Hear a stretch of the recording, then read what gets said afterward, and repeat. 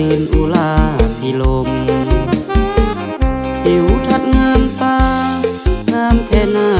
เสน่ห์จุดซุ่มเป็นแหล่งคมวนาคมสมบูรณ์การพัฒนามีพักนำพาคณะนำของเขตสองสายสาวจุดซุ่มมีน้ำใจหักใครกันด้วยวาจาวัฒนธรรมเลิศล้ำสืบทอดกันมางานบุญสนเผางามตาเชิญสวนท่านมาเที่ยวจุดซุ่มหน้าเตยงานบุญกระเรือหน้าเตยตินตกปีนี้สาวคือมุกงามอีหลีใจดีว่าจะอ่อนหวานงามเศร้ามงเต้นลำบุญกินเจียงที่บ้านพินซานขอนลำวงกับน้องลงทานงามแท่นาสาวป่านาบ่อปีเมื่อฟ้าอ่อนแสง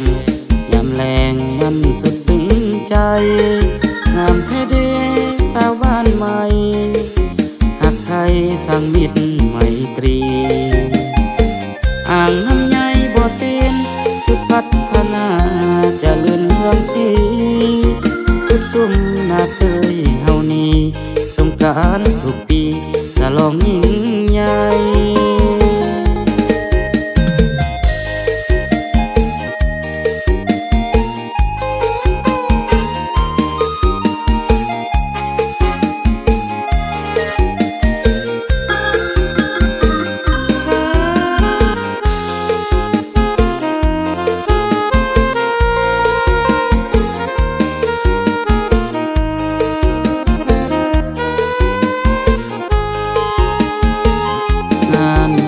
กระเรือ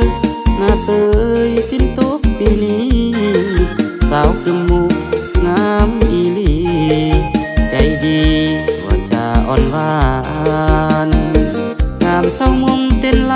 ำบุญกินเจียมที่บ้านพินซานฟ้อนลำวงกับน้องนงทานงามแท่นาสาวป่านาบ่อปี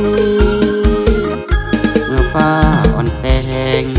ยามแรงนั้นสุดซึ้งใจงามแท้เดสาวบ้านใหม่หักใครสร้างมิตรไมตรี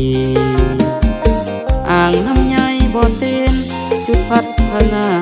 เจะเลื่อนเมืองสีจุดซุ่มหน้าเตยเฮานี้สงกรานต์ทุกปีฉลองยิ่งใหญ่